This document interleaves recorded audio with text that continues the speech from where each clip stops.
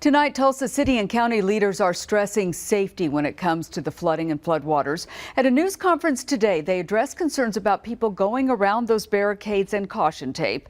News on 6's Brian Dorman was at that briefing. And Brian, what are the biggest concerns they're experiencing right now?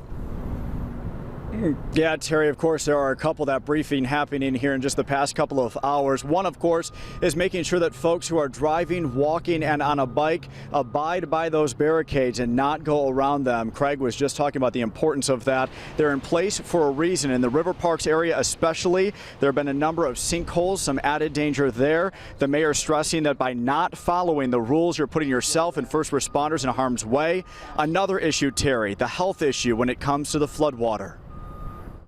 Floodwater usually is really made up of sewage, so your potential for coming in contact with infectious disease is great. As an added reminder, please don't eat or drink any material that's come in contact with floodwater. If you do, your potential for being infected with infectious agent is huge. And so many of you have reached out to our newsroom asking, how can you help? How can you volunteer? Others have called in asking for shelter information and where you can take your pets. The mayor saying tonight that you can call 211 for all of that information. Live in Tulsa, Brian Dorman, Oklahoma's own News on 6. We have some important new information to pass along from Tulsa city and county leaders. News on 6's Brian Dorman was there for their safety update this afternoon that we brought you live. Brian, give us the latest. Yeah, Terry, Craig, good evening. That update coming in just a couple of hours ago, a press briefing this afternoon. The mayor stressing if you are asked to evacuate, take the warning, even though at this hour all evacuations are voluntary. There was also a warning from Tulsa police when it came to looting. Although there have been no confirmed cases, they say, of looting across the city. Officers say they have made contact with several people who have tried. Safety, of course, also top of mind, especially safety in the River Parks area, which are closed tonight. The mayor making it very clear those areas are off limits. If people go around the barricades that have been established or go around the tape, Tulsa police will cite them. We've tried to be nice and encouraging on this so far, but folks that are going around those barricades and violating the barriers that have been established in river parks are not only endangering themselves at this point, they're endangering our first responders. The mayor said the ground has been compromised near the river. In fact, several sinkholes have opened up in the areas that have been blocked off. Officials saying tonight just the weight of a person's body, far less a car, can create a lot of trouble. So those barricades and caution tape, they are up for your safety right now. Live in Tulsa, Brian Dorman, Oklahoma's own News on 6. All eyes, of course, still on the levees near 65th Street and Charles Page Boulevard in Tulsa.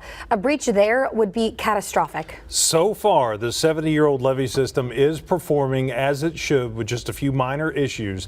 News on 6's Brian Dorman is there live with a look at the efforts to keep people safe. Brian? Ashley, Craig, good evening. This has been a joint and a continuous effort. Getting dark now. I want to show you, if I may, just in this first live report, before we take the video, I just want to show you the sandbags there. Those were brought in earlier today where there's a little bit of seepage. Whole bunch of sand, whole bunch of rocks brought up on this side of the levee. Same thing across the street as well. National Guard station right off to the right-hand side.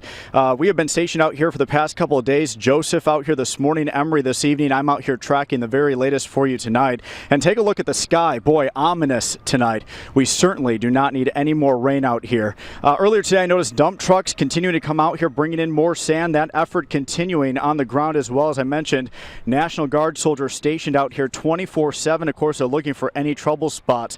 As I mentioned, there's been some seepage. That's what those sandbags are down there for, but nothing alarming, which of course is excellent news. If there was to be a breach, those who did not leave this neighborhood would have to really scramble quickly to get out of here.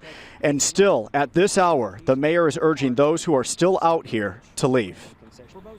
When you have such a small margin for error and high risk, we just think that it makes much more sense for folks to take advantage of the resources and opportunities available to them to proactively relocate, and we encourage them to do so.